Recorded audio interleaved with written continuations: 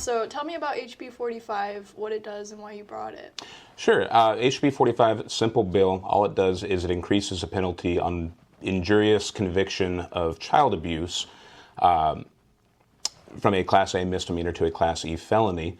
Crimes against kids have become something I've become passionate about up here, and I learned last year in looking up different pieces of code that without this law in place, if you go and you steal a Louis Vuitton bag, that's a Class E felony. You could do up to 5 years in prison. If you put a 9-year-old in the hospital and you're convicted, the most time you'll spend is 11 months and 29 days. So essentially a year in jail. I figure that kids should at least we should at least make it felonious for child abuse. So last year we had the opportunity to increase it to a Class D felony for 8 years old and younger.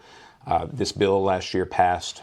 My bill last year passed for the 9 to 17, unanimously almost through basically all the committees.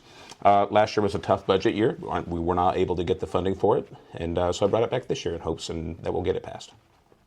So you imagine it's going to be smooth sailing. I mean, it passed everywhere last year, so. Yeah, and it passed. I think it was almost unanimous yesterday. I don't remember the votes. It was unanimous 9-0. Perfect. So I know two of my Democrat colleagues had questions about it with regards to gender affirming care, and I'm sitting there going, this has nothing to do with what this bill is. And frankly, I got to the point where I said, we banned this last year. We banned, actually my first year in office, we banned transgender surgeries on minors. So to make an assumption or to make a connection to child abuse on that, I'm going, it's a apples and oranges conversation and irrelevant to the subject at hand.